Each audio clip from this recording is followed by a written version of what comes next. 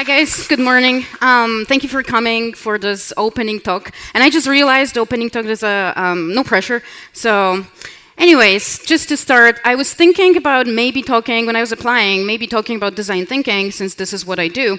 And then it kind of went from design thinking to doing or using it to create innovative products. And then it kind of spiraled out of control, and here we are. I wasn't sure before how far we can push it. So just on the safe side, viewer discretion is advised, especially early in the morning.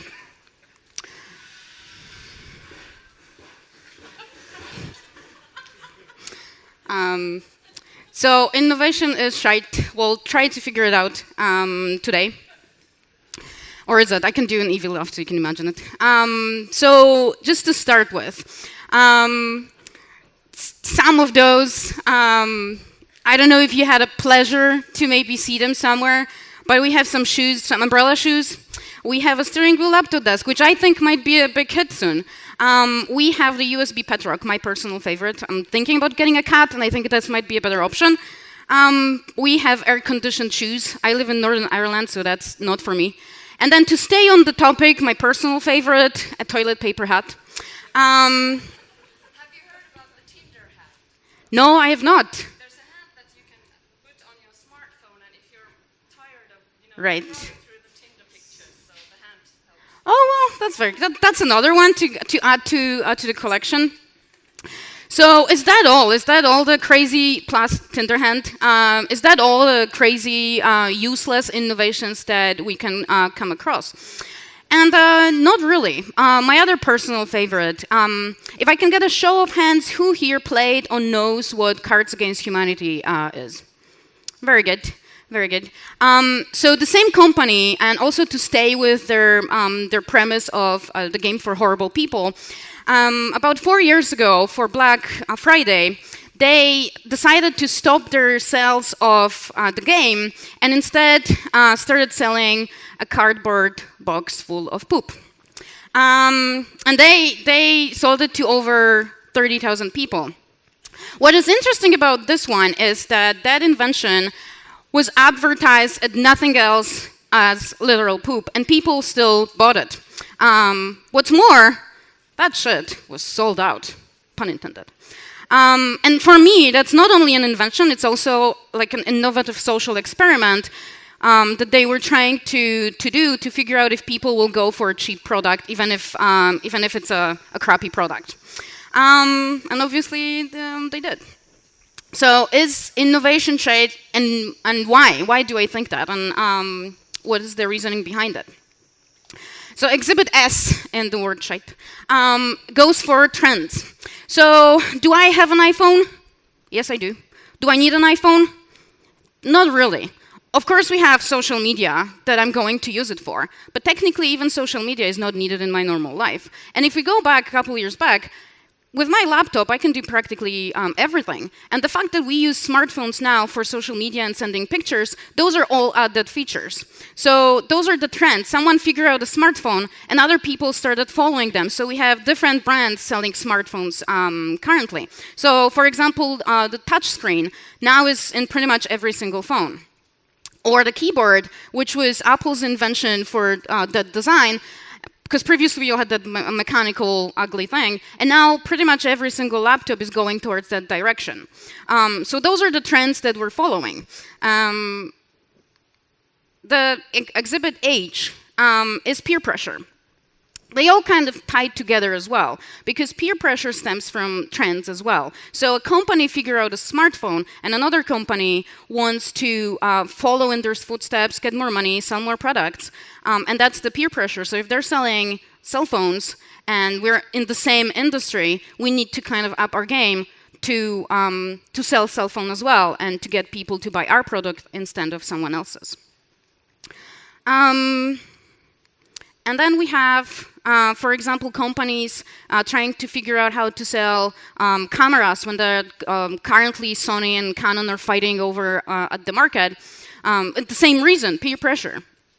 And a funny example for the selfie stick, because previously, like, no one knew how to, like, what the selfie stick is. And now there are companies that can sell you various selfie sticks, depending on the reason you need them for. So it can be long, a short one, can be an automatic one, or can has an additional clip for external light or something like that. So there's this peer pressure that I feel adds up to some innovations not being quite up there. Exhibit I is no logic. And I call this Rube Goldberg complex. He was a cartoonist in New Yorker, and he figured out the cartoons in a way that it were a little bit complicated, presenting different robots and different machines doing everyday tasks. And to best illustrate this, I will steal 2 minutes of your time so you can watch a short video, but it's actually worth it. So it's a Joseph's Machines on YouTube and the page turner.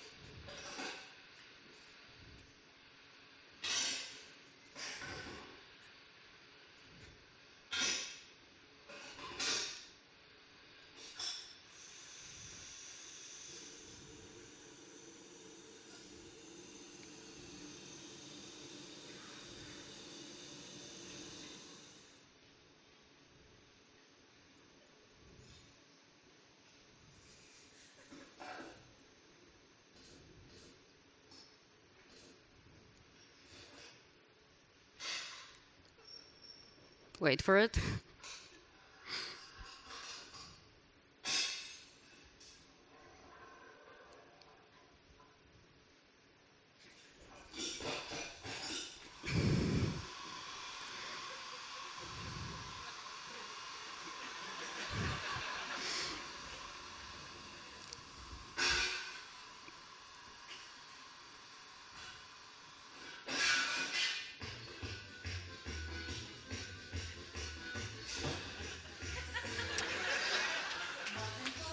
Now, easy peasy, huh? Does that work? That innovation works? Yes, yes it does. Is it needed in our daily life? I don't think so. I don't think I have enough time to prepare it every single time I need to turn a page. So that's just to illustrate the point of the Rube Goldberg complex. And exhibit T is clouded judgment. Sometimes because something is available, we don't really think whether we need it or not. We will go for it anyways. And I do agree that hoverboards are real fun, but we have a ton of other ways to go from point A to B. Do we really need another way to fulfill that need? It's fun, it's dangerous, but it offers the same function that we already have in any other object, or not any, but many of other objects. And same goes, I don't actually have a picture because it's copyrighted, but same goes for Nike shoes. Hyperactive, they're called, and they're self-tying shoes. Maybe that would be useful, you don't have to bend down so much, but is it really needed? Like, all of us learn how to tie shoes. If we forget how to tie shoes, we won't be able to tie our strings somewhere else. So that clouded judgment that is behind those inventions makes us think, oh, we have that object, we're going to use it, but it's not really needed, but it's there. And then exhibit E, debraining, I call it. And it's when something is available, so we stop using our brains to figure stuff out. For example, I remember times when I had to go to the library to write the essay, not to mention the essay needed to be written several times because of the mistakes. But now people go to Wikipedia, and that invention, that technology is available. So a lot of people actually, they forget that they need to check it and validate their facts, just because the innovation made it possible for them. So it's kind of debraining a little bit. Or, yet again, a cell phone. We don't remember birthdays anymore. We don't remember anniversaries, or maybe most of us, or maybe it's just me. But the cell phone made it possible for us to write everything in there, so our brains are free, and then we can put some more useless stuff in them. So what about cool inventions? And I think, yes, they do exist. Probably and thankfully more than the crappy ones. Some of them, in no particular order. A wheel. Or a steam engine. Definitely a good invention for us. A TV. Love it. Waste time, but love it. And then electronics. Or coffee, depending where you stand about inventions. Or something more up-to-date. Tesla. Or Deadpool. So is innovation shite? I still think it is, but here's the kicker. It is soul, it is heart, it's ideas, it's trial and error, and it's empowerment. And that's the other side of the story. Because there's always two sides of one coin. There is the literal shite, but there is the acronym shite that I want you to remember. Soul. Without putting our soul somewhere, we're not able to empathize with people, and this is where I think this is the most important part. Your soul is your empathy. It's also your sympathy, because those are two different things. And soul is your feelings. If you feel so for someone, if you can put yourself in their shoes, you're going to be a better designer, a better person, a better brother, a better mom. If you can empathize with someone, you're just going to be a better human. So one of the examples that I can give you when empathy was heavily used is this Embrace and Find Warmer. And that is just a little wee sleeping bag for kids, newborn kids in Nepal, so they can get transferred to the hospital in a normal condition. Your heart. Your heart is your passion. It's your drive.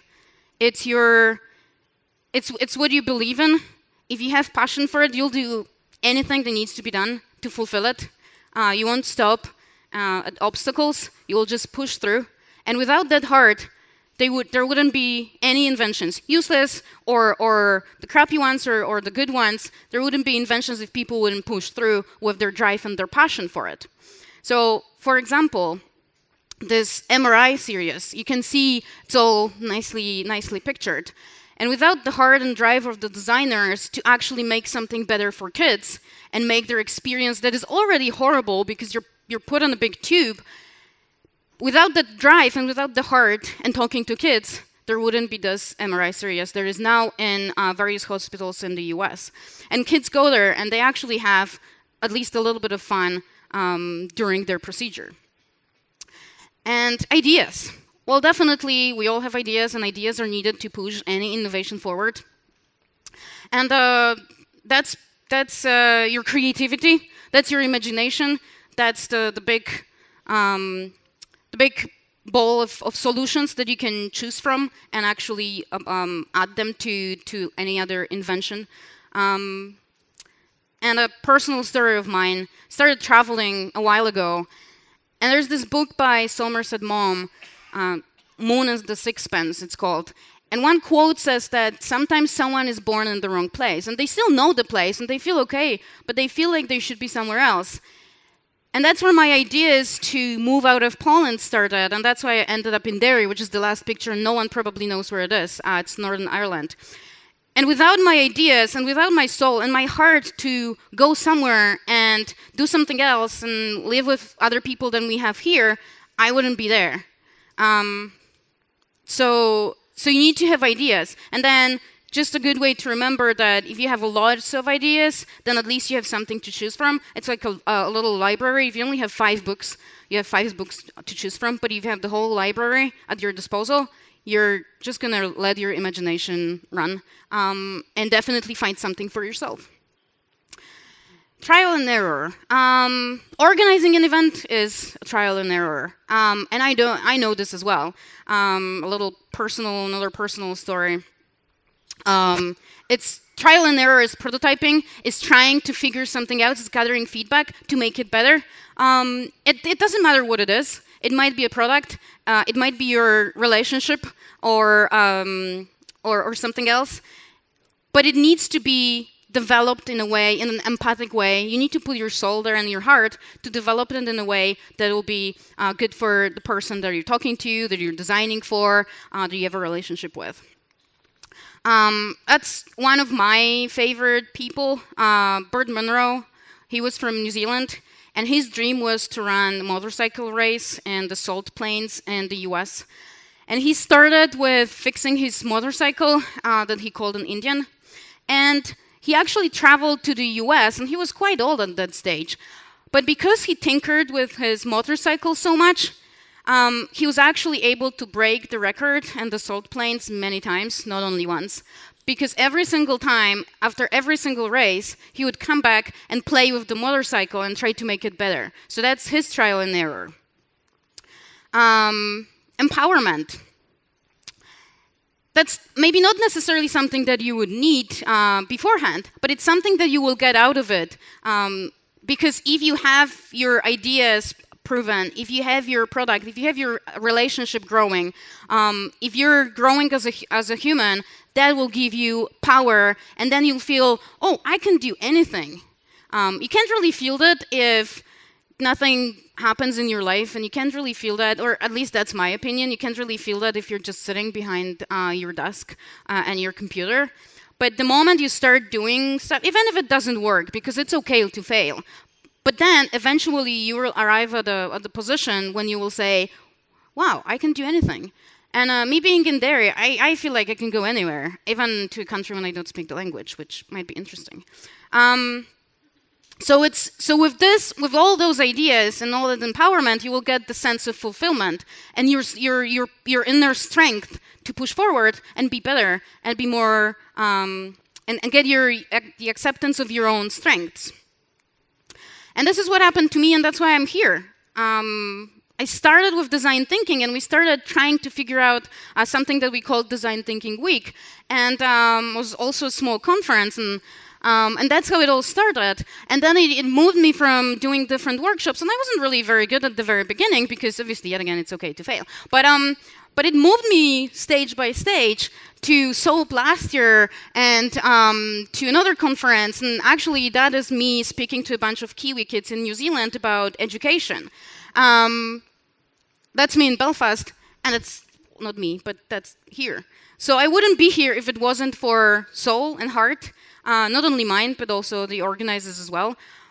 But that gave me the power to push through, and they gave me the possibility to think, oh, I can do it. I actually have something that I want to share with people, and I will do it. Look at that baby Gosia, by the way. And you can see the progress of events by the amount of tattoos that I was adding. So that's really it. And that's another, if you want another example, not personal one, it's the MRI series. I'm mentioning that again. There's a TED Talk by Doug Dietz. And if you want to watch it, he actually explains his story from designing those machines and normal machines. They weren't colorful, they didn't have any adventures. And he saw a kid going there and crying their eyes out. And he thought, this is not what I want. And that's not the empowerment that we're talking about. And that it seems for him that his invention was soulless because the kids were still miserable.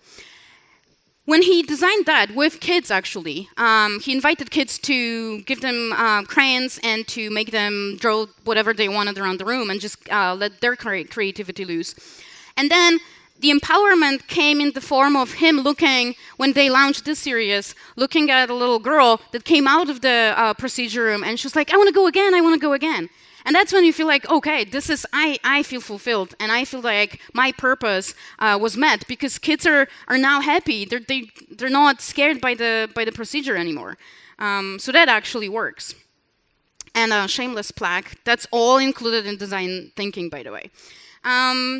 So just to give you a rundown, then that innovation is your soul, it's your heart, it's your ideas, your trial and error. And it gives you empowerment.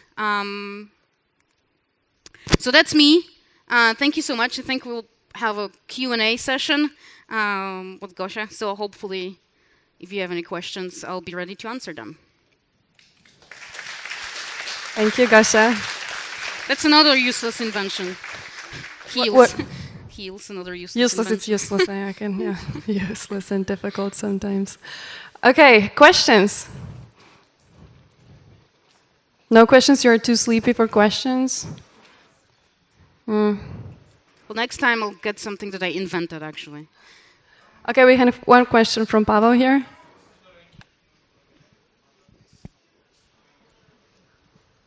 Question first, soap later.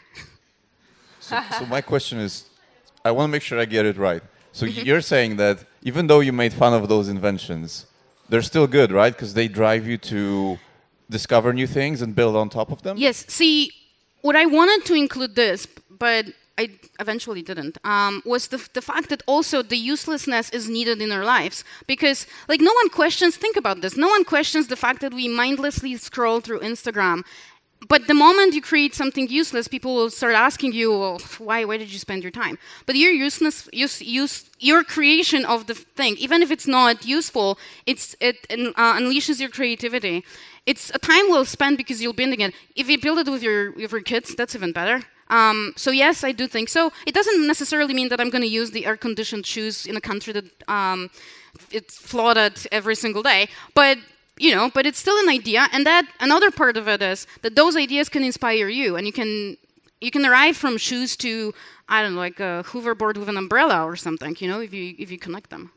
Yeah, and I think one of the definitions of art is doing something useless. Yes. Yeah. And just having fun at the same time, because that's another thing. Like, we're too serious. And we need to have fun as well. I agree. Thank you. I agree too. Any other questions? We have a question here. There we go. We can see. I told you. We can see that you feel safe here, right? You're back. It's my spot. So Good. That's good. I have a question. Do you have any tips to how to train your creativity? Yes, actually. Is this even possible? Yes. I think it is. And I think the trend says it is. I use it, there's a lot, if you research on Google and check your sources, it will give you some exercises or some even ideas, such as go for a walk, look at something completely different, get out of your comfort zone, and those are the best. The best are exercises when you need to think about how to break the rules. So, for example, I don't know if you know that dot exercises when you need to connect them with one line. There's at least 3 answers to that, and if you put your mind into that, that creates the momentum for your creativity to go on. We actually do workshops on creativity as well. So if you get stuck, there's many ways when you can get unstuck. So the answer is yes. Thank you. Thank you. I'm really glad you did this presentation. Thank you. Because I was thinking yesterday, also in the last presentation about innovation, and the thought occurred to me: Blitzkrieg was an innovation. Innovation is not always good, and the question came up in my mind, and now I'm going to throw it at you. Go for it. Why do we think we need to be innovative? What is it about innovation that actually makes any difference? Why do we care? Why is that so important? I think mostly for the S and H, which is the trends and peer pressure. I think currently, and it sounds really clinical, but I think currently a lot of attention is put on money. So you need to invent something that no one else has, so people will go to you and get it. And like you said, it doesn't necessarily mean that it's going to be useful. But if it's quirky, if no one did this before, it's someone will buy it. Unfortunately, that's what I think. Because I would love the world to be more about feelings and people instead of money or on businesses, but that's what it is. Any other questions? Yes, we have 2 more. We have plenty time for questions. Hello, my name is Balint. It was a great presentation, but Thank you. There's just one dark side of uselessness, which is waste. I think you did not really address that innovation, especially useless innovation, creates a whole lot of pollution and waste, which does not have any real material upside to go with. Okay, I see your point, and I raise it by the fact that we as humans create pollution even without inventing anything. Because you will go and you will drink that bottled water, and you didn't invent anything, but you still created pollution. I don't know if that's the pollution that you're referring to. Right. Right. I think it depends on the point of view as well, because I know that there was a case of this guy running around like New York or somewhere, and when people were using selfie stick, he would cut them with this thingy for lawns. And I'm like, well, people are people, and to each their own.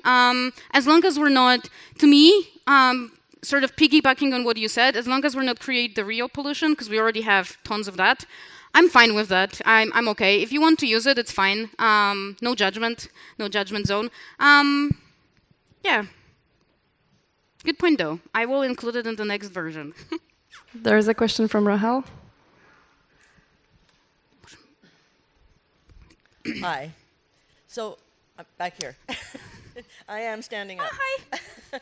So, design thinking in the corporate environment often gets limited to the, quote unquote creatives. So, marketing and UX and whoever will get together, and people like, the groups like TechCom often get excluded.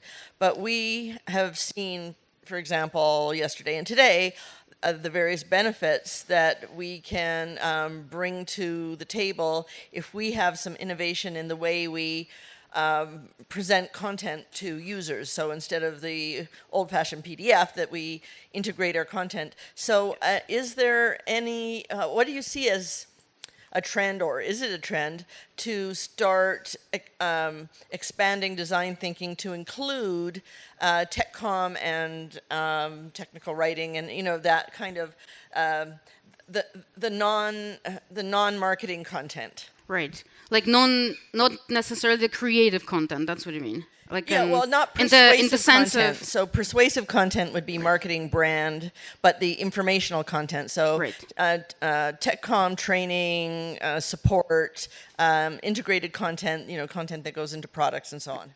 I think if I understood your question right, I think it's sort of going on because, for example, I think I can say that I do technical content because the courses or the trainings that I write are for IT help desk. So there's a lot of dry information in there. And at least the first part of design thinking that we do, and the one that I'm a big fan of, is empathy. So I think that is currently going on, because even creating instructions or manuals, you have your user in mind. So I think that is going on. In terms of maybe the creativity of merging stuff, I think it will come because technology goes forward, and also our needs go forward as well. So I think at some point it will start merging anyways, and I think we'll stay away from 5 particular stages, and we'll just kind of fly through all of them. I think it's harder for technical content because, at least from my perspective, because you have some rules that you need to follow. So your creativity doesn't necessarily have a place to be actually put there. So I think maybe that's part of the problem, because you need to put your sentence in the correct way for people to understand. And I have those problems designing my content. Not every single scenario will work. So that's when that creativity doesn't work. But I think with expansion, like even now, people do their trainings or their courses on the mobile phone, which wasn't like that a couple years ago. And I think that shows that creativity goes in, because someone was creative and someone kind of connected the dots to put that on a cell phone. So I don't know if that, hopefully that answers the question as well. Right. We can talk later. Okay, anyone else? There is one more.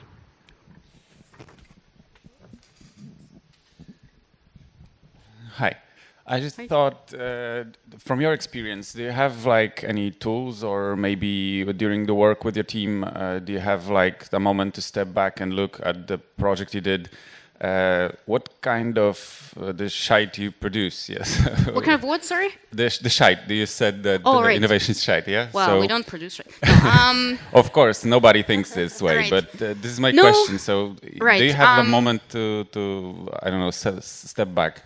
So actually, where I currently work, and what I love about the company is the culture of feedback. And when I say culture of feedback, means that you can literally say shit about my product, and I will take it and I will implement it. So I think we do a lot of crappy designs because that's the way. As much as we can empathize, we will never be the other person. So we do produce some exercises or some scenarios that don't really work. But with the feedback, that we can change it. So at least there's that, and hopefully we're not doing pollution because we're not getting them out there.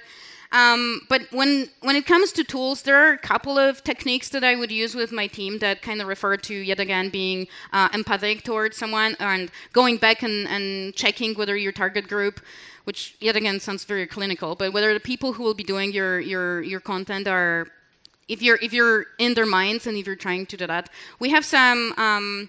We can talk later if you want to get like practical exercises, because that will be more for the workshops as well. But there are some exercises when you kind of train your brain to get a different perspective by doing different actions, and then you have this thing that is called 6 thinking hats that really works as well. When even if you have like tangible hats, that works even better when each hat represents a different point of view. So if we're doing a discussion, I'll be like, okay, so now you're a realist. Now you want to negate everything. Now you want to do this. And we go through all those 6 thinking hats, and that gives my team a little bit of a different perspective as well. And there's a couple more, so.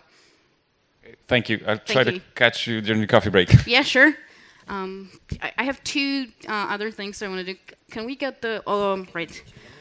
Just to sort of also go back to your question, Pavel, about uselessness of innovation, and kind of finish it with another thing. Be careful what you're inventing. And then accidents happen. And she actually was crowned the queen of shitty robots by her YouTube viewers, so I encourage you to see that. And another thing is, a year ago, me and my then partner in crime started the tradition, it's the second time, but anyways, tradition of a big selfie with me and Gosia from the stage with you guys. So I want to follow through with that, and you want as well. And I'm thinking, in terms of creativity, do you know that jazz hands? Right? Bear with me. And just try to unleash your creativity. So when we go 1, 2, 3, cheese, let's do jazz hands, and we'll see how that works. That's my trial and error, by the way. Should be here. Yes, you should. Right, okay. So you didn't tell them that I'm really tall, and now... Oh, yeah. Right. Maybe you want to take... Oh, actually, let's switch place. All right, so on cheese, I'll be clicking. Jazz hands, remember? Oh my god, this is going Right. to be so bad. Right. 1, oh, perfect. So cheese. Perfect. Thank you so much. Thank you, Gosia.